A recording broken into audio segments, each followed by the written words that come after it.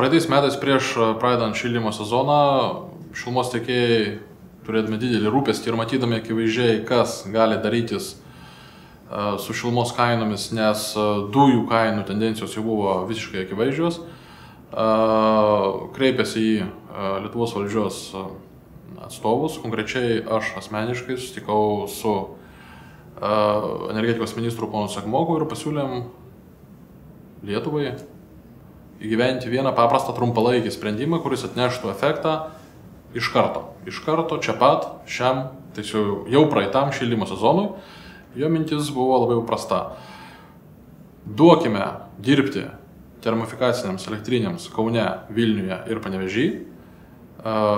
Tegul šitos elektrinės gauna tą pačią elektros energijos kainą, kurią gauna elektrėnai. Elektrėnai yra neefektyvi elektrinė.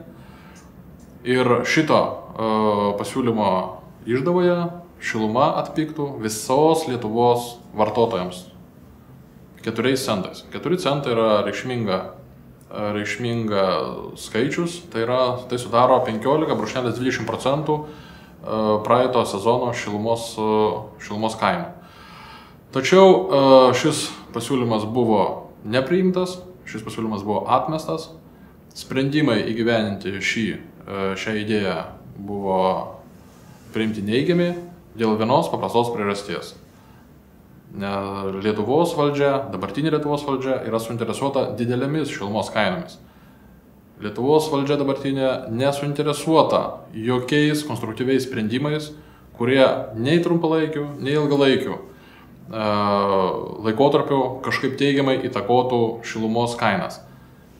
Lietuvos šiandieninė valdžia suinteresuota rinkimais ir didžiuliam socialiniam įtampam, tam, kad galima būtų žadėti žmonėms neegzistuojančius dalykus ir neleisti realizuoti profesionalams tų sprendimų, kurie galėtų atnešti realią ekonominę naudą kiekvieną dieną.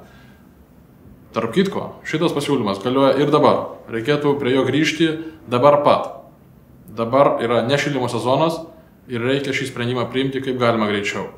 Pažiūrėkime, ar jis bus įgyvendintas. Manau, kad jis bus atmestas kaip ir praeitais metais, nes geriau turėti priešus aiškius. Tai yra šilumininkai, tai yra energetikai, tai yra oligarchai, negu realiai padėti žmonėm.